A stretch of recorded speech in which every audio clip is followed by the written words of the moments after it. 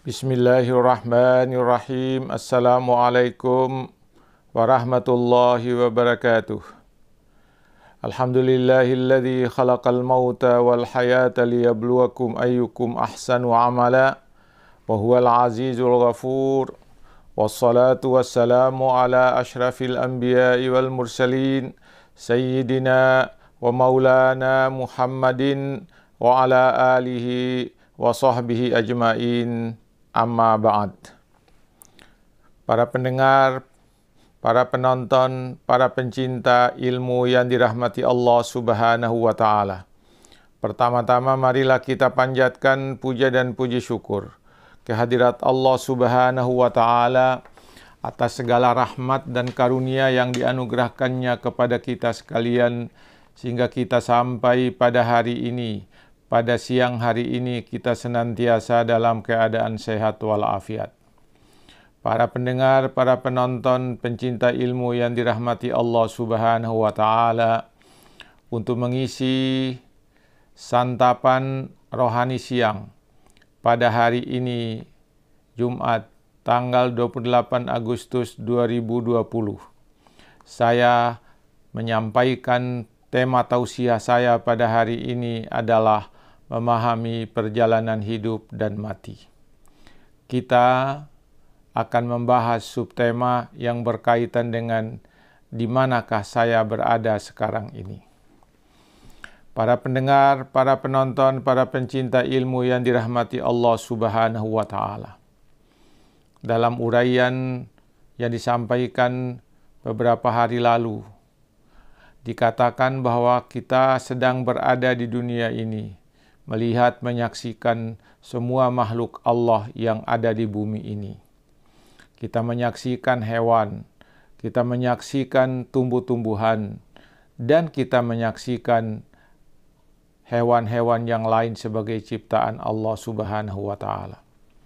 Kali ini kita akan menyampaikan dalam kehidupan kita di dunia ini, kita juga melihat berbagai benda-benda lain yang ada di sekitar kita, selain hewan, selain tumbuh-tumbuhan tadi.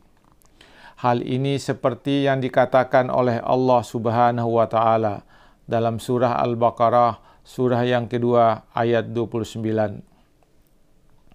A'udzu billahi minasyaitonir rajim. Bismillahirrahmanirrahim. Huwallazi khalaqalakum ma fil ardi jami'a summa istawa ila as-sama'i fasawwahunna sab'a samawat wa huwa bikulli syai'in alim.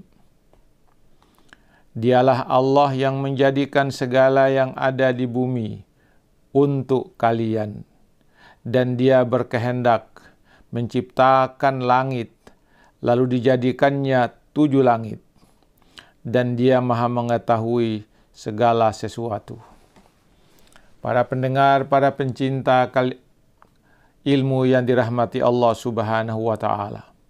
Jadi, semua yang diciptakan oleh Allah di atas dunia ini adalah untuk manusia seluruhnya, bukan untuk siapa-siapa. Para pendengar, para pencinta ilmu yang dirahmati Allah Subhanahu wa Ta'ala. Benda-benda itu kadang-kadang aneh dan asing buat kita. Kalau memandang ke samping kiri kanan, kita pasti melihat air. Seperti yang dinyatakan oleh Allah dalam surat Al-Hajj ayat 63, di mana Allah menyatakan, Alam tara annallaha anzala minas sama'i ma'an fatusbihul arda mukhdaratan innallaha latifun khabir. Saya ulangi, alam tara annallaha anzala minas sama'i ma'an fatusbihul arda mukhdaratan innallaha latifun khabir. Apakah kamu tidak melihat bahwasanya Allah menurunkan air dari langit, lalu jadilah bumi itu hijau.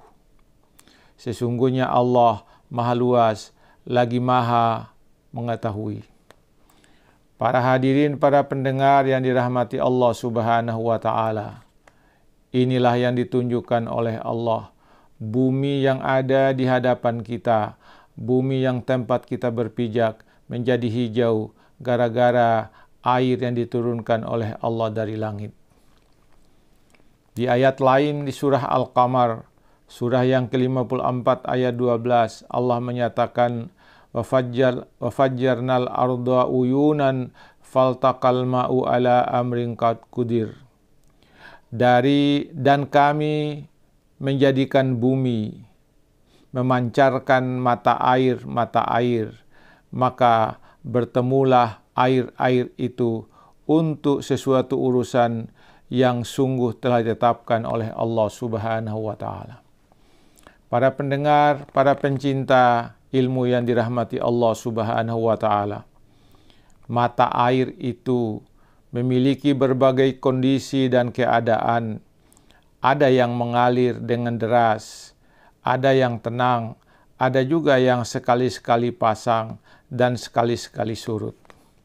Ketika memandang lebih jauh lagi, kita pasti melihat gunung-gunung. Seperti yang dikatakan oleh Allah dalam surah Al-Ghasyiyah, surah ke-88, ayat 17 sampai ayat 20. Di mana Allah berkata, "Afala yanzuruna ilal ibli kaifa khuliqat, wa ilas sama'i kaifa rufi'at, wa ilal jibali kaifa nusibat, wa ilal ardi kaifa sutihat." Para pendengar, para pencinta ilmu yang dirahmati Allah Subhanahu wa taala, maka apakah mereka tidak memperhatikan unta, bagaimana Allah menciptakan, dan langit, bagaimana Allah meninggikannya, dan gunung-gunung, bagaimana Allah menegakkannya, dan bumi, bagaimana Allah menghamparkannya. Para pendengar, para pencinta kalimat hikmah yang dirahmati Allah, para pencinta ilmu yang dirahmati Allah Subhanahu wa taala. Tumbuh-tumbuhan sangat beraneka ragam, macam-macam, dan fungsinya juga berbeda-beda. Ketika memandang ke atas, kita akan melihat langit, seperti yang dikatakan oleh Allah dalam surah Qaf, surah yang ke-50 ayat 6. Di mana Allah berkata, "Afalam yanzuru ilas sama'i fawqahum kaifa banainaha wa zayyannaha wa ma laha min furuj."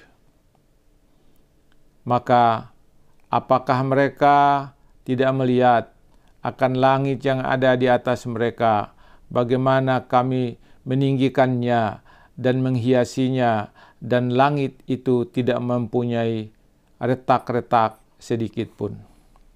Para pendengar, para pencinta ilmu yang dirahmati Allah Subhanahu wa taala. Selanjutnya kita menyaksikan langit memiliki berbagai hiasannya. Ketika siang hari ada matahari, seperti di dalam Quran surah Fussilat, surah yang ke-41 ayat 37. Kata Allah, "Wa min ayatihi al-lailu wan naharu wasyamsu wal qamar. La tasjudu lisyamsi wal qamari wasjudu lillahi alladzi khalaqahunna in kuntum iyyahu ta'budun." Para pendengar, para pencinta kalimat, para pencinta ilmu yang dirahmati Allah Subhanahu wa taala. Dan di antara tanda-tanda kekuasaannya adalah malam, siang, matahari, dan bulan. Ingatlah, janganlah menyembah matahari maupun bulan, tapi sembahlah Allah yang telah menciptakan mereka, jika ialah yang kamu hendak sembah. Para pendengar, para pencinta ilmu yang dirahmati Allah Subhanahu wa taala. Begitu banyak nikmat Allah, begitu banyak ciptaan Allah yang dihamparkannya di atas bumi ini. Tidak ada yang ditujukan untuk penciptaannya itu, kecuali untuk manusia seluruhnya. Jadi semua yang ada di alam dunia ini bukanlah untuk makhluk yang lain, hanyalah untuk manusia yang dijadikan oleh Allah sebagai khalifah di atas bumi ini. Para pendengar, para pencinta ilmu yang dirahmati Allah Subhanahu wa taala, inilah yang bisa kita jadikan sebagai santapan rohani siang ini. Semoga ini ada manfaatnya bagi kita sekalian. Lebih dan kurangnya mohon dimaafkan. Assalamualaikum warahmatullahi wabarakatuh.